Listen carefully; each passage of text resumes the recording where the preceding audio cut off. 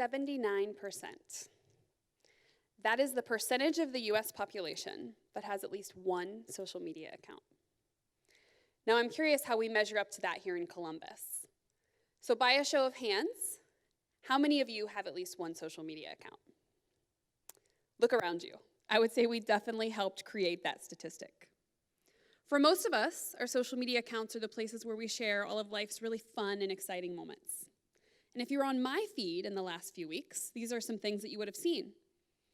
My happy, smiling babies, a beautiful lake vacation, a really exciting professional opportunity, and a retreat day with my team at Zumbizi Bay.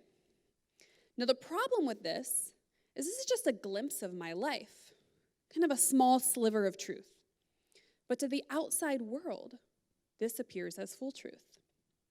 If I was actually telling the full truth, I would have to include something to show you the messes and meltdowns that come with babies, the stress I was feeling at having 2 babies on a boat for 10 hours, the nervousness and anxiety that came along with getting prepared for that professional opportunity, and the really tough one-on-one conversation I had to have with one of my team members the day before that retreat.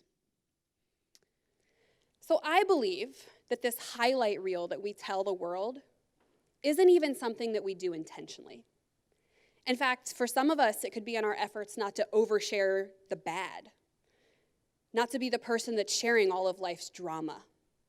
I'm sure if you think of your own feed, you can think of an oversharer who shares too much of life's challenges and drama. But what about the person that doesn't share any of life's challenges or drama? Life looks perfect. Is that equally as bad? Thanks to technology today, we can filter our story to look however we want it to look. We can even filter the way we look. There are apps that slim us down, brighten us up, make us more tan.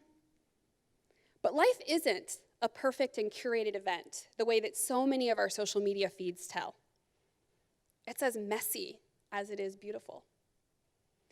It's been 15 years since Facebook launched, 9 since Pinterest and Instagram, and 8 since Snapchat. Now, in that time, our world has undergone a transformation in the way that we compare ourselves. You see, as humans, we're wired to think that somebody else's life might be better than ours. This grass is greener syndrome, it's something we've experienced for generations. But in the last 15 years, we've taken that experience and we've put it on steroids. Now, this is especially true of our youth who don't know anything different. So now we're comparing our lives to people we haven't seen in years, and in many cases, people we've never even met. It doesn't feel good. In fact, it leaves us void of joy, clarity, and flow. Flow being the state that people describe themselves to be in when they feel capable of achieving their deepest dreams. Now, that is not something we want to lose as a society. So I think we have to ask ourselves, what's at risk if we go from living in states of flow to living in a state of constant comparison? Our relationships, careers, our happiness? What about our courage? We're all guilty of going down the rabbit hole on a social feed and thinking somebody else's life looks better than ours. So I want to invite you to think about your social feed for a moment. And the last time that you saw somebody post a picture of a really beautiful vacation, and how maybe what it kicked up for you was, I never have time to take that kind of a vacation. Or maybe the thought was, I can never afford that vacation. Or it could have been, wow, that person is always on vacation.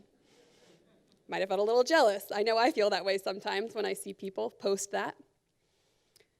Maybe it wasn't a vacation. I want you to think about when somebody posted a picture of themselves with their spouse or significant other, and it kicked up thoughts for you about the state of your own relationship. Or the new car they bought, and how you thought, I could never afford that car. Or my favorite right now, those Pinterest perfect home pictures. Because as a mother of 2 under 2, nothing about my house looks like Pinterest right now.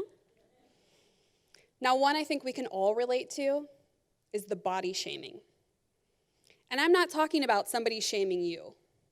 I'm talking about you shaming you. That time you saw a picture somebody posted that made you think, oh, they're so much skinnier than me. They're so much fitter than me.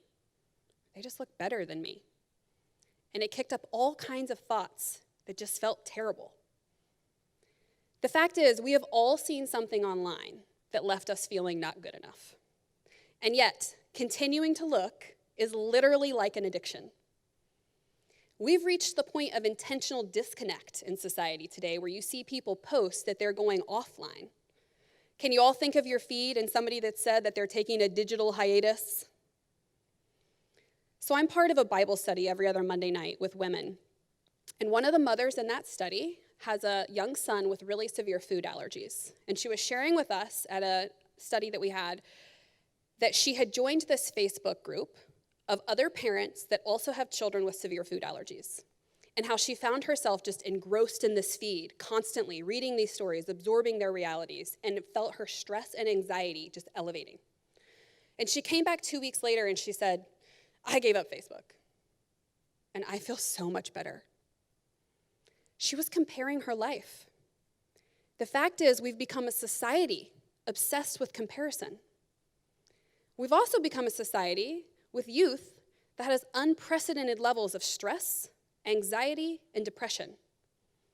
And I think we have to ask ourselves why. We have to ask ourselves, what's the filter we're using when we're absorbing other people's stories as we scroll those feeds? Are we feeling like our lives don't measure up? Our careers don't measure up? Our marriages don't measure up? Our bodies? I think if we're being honest, the answer for every one of us is yes at some point. Because we have all experienced feeling left out, unsure, or less than. So what does it take to get back to a state of flow? I think there's 2 things we can do as a society. First, I think we can commit to speaking full truth. Now, that doesn't mean that we have to overshare, because there are certainly things better left shared with your spouse or best friend than on social media. But it does require that you be a little brave and a little vulnerable. Secondly, and more importantly, you can cultivate relationships with people who can be the backbone you need in those moments where you're tempted to believe that the grass is greener. Life is hard. Relationships are hard. Career building is hard. Parenting is certainly hard. But the moments when those things feel joyful are the moments when we're in a state of flow. And that means that we have to be able to recognize when we're walking down a mental path that's going to take us out of flow. And we also have to be able to help our youth recognize that, because they'll never know a world where they can just compare to their neighbor. So I challenge you to do this work for yourself and to do the work for the youth around you. Because really, when we get into that mindset of thinking that the grass is greener, we know deep inside that it's probably not. And what we really need is a mental reset or a good friend to call. Thank you.